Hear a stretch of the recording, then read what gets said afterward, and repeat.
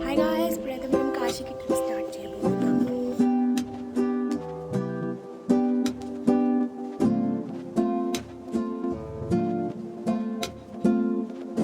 Hey guys, మనమైతే ఇప్పుడే Prayagraj railway station reach అయ్యాము.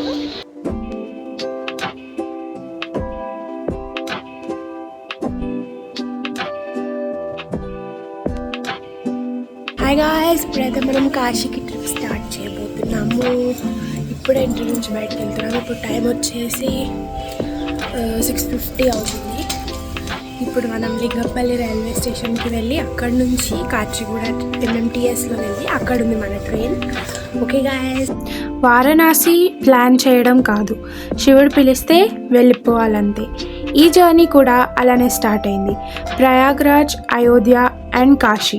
మార్నింగ్ 6:50కి ఇంటి నుంచి స్టార్ట్ అయ్యి 7:10కి లింగంపల్లి రైల్వే స్టేషన్ రీచ్ అయ్యాం.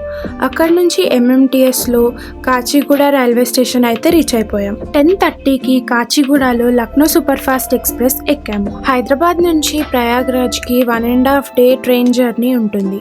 మీకు వీలైనంత వరకు 3 టైర్ AC బుక్ చేసుకోవడానికి ట్రై చేయండి. హే గాయ్స్, మనమైతే ఇప్పుడే ప్రయాగరాజ్ రైల్వే స్టేషన్ రీచ్ అయ్యాము. ఇక్కడ నుంచి ప్లాన్ ఏం లేదు. మేబీ అయోధ్య వెళ్తాము ప్రయాగరాజ్ అయిపోయిన తర్వాత. ఎక్కడ వెళ్ళాలి, ఎలా వెళ్ళాలి అనే ప్లానింగ్ ఏం లేదు.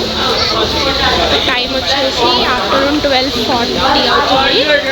అయినా చాలా చాలా చదువుతుంది.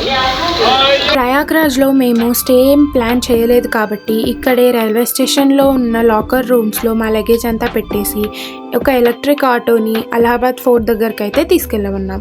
అలహాబాద్ ఫోర్ట్ రీచ్ అవ్వడానికి ఆటో వాళ్ళు 20 to 30 rupees per head charge చేస్తారు. ఇదే అలహాబాద్ ఫోర్ట్. ఆటోస్, క్యాబ్స్ అన్నీ మనల్ని ఇక్కడి వరకే డ్రాప్ చేస్తాయి.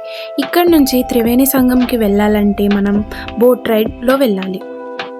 బోట్ రైడ్కి పర్ పర్సన్ 100, 200, 300 అలా ఛార్జ్ చేస్తారు.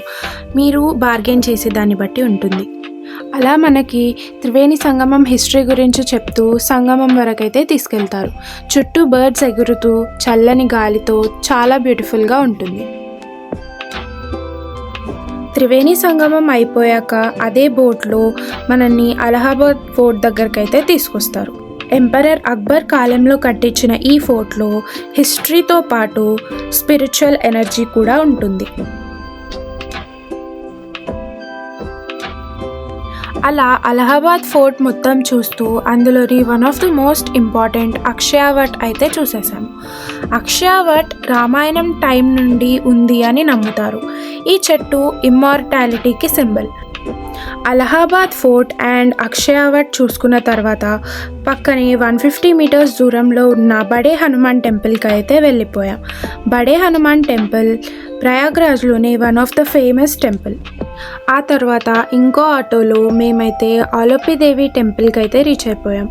ఆలోపిదేవి టెంపుల్ ఇండియాలోని 51 శక్తిపీఠాలలో ఒక శక్తిపీఠం. ఇక్కడ స్పెషాలిటీ ఏంటంటే ఇక్కడ అమ్మవారి విగ్రహం ఉండదు.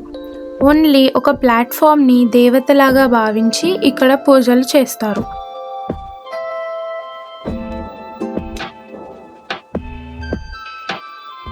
ఆ తర్వాత మేమైతే నాగవాసుకి టెంపుల్కి రీచ్ అయిపోయాం.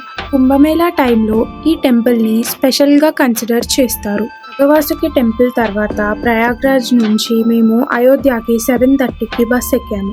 అయోధ్య రీచ్ అవ్వడానికి మాకు నైట్ 1:30 అయింది.